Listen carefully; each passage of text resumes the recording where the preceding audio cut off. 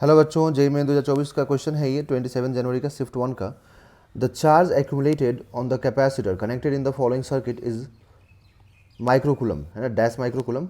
बताना है कितना माइक्रोकुलम होगा। कैपेसिटेंस हम लोग को दिया वो 150 माइक्रोकुलम।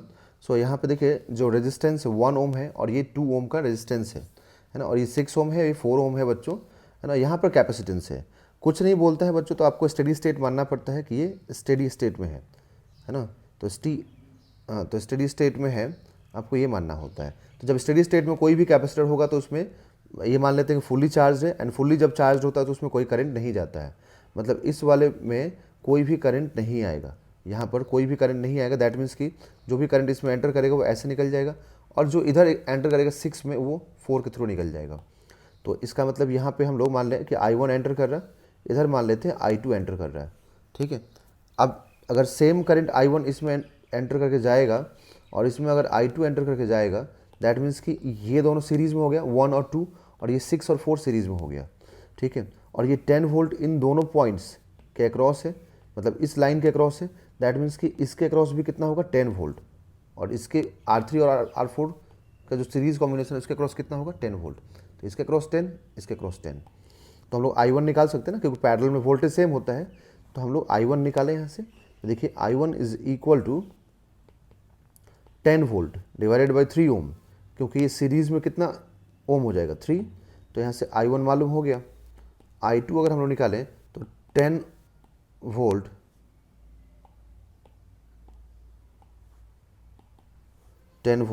डिवाइडेड बाई 10 ओम हो जाएगा यहाँ पर, क्योंकि इधर में देखिए ये 10।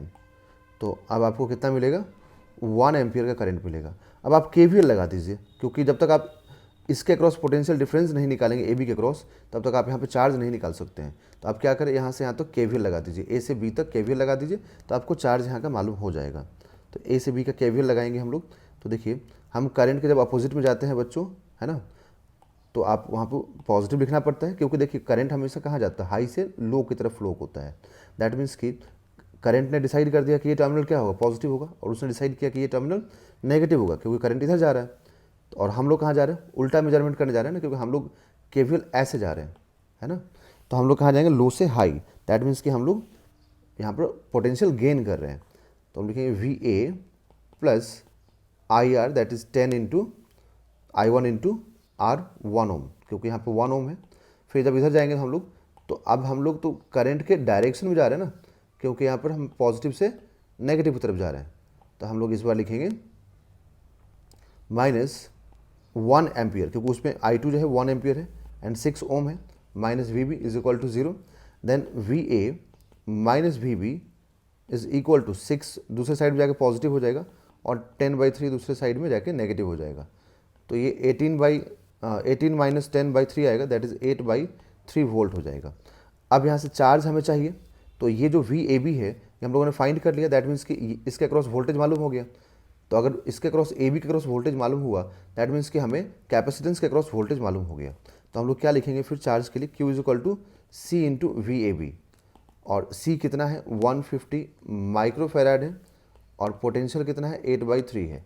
कैंसिल कर दें तो 50 हो गया। तो 50 इंटू 8 कितना हो जाएगा बच्चों 400। तो 400 माइक्रोकुलम इसका आंसर हो जाएगा। दैट इज़ यहाँ पर आप जो इसको फिल करेंगे तो 400 लिखेंगे।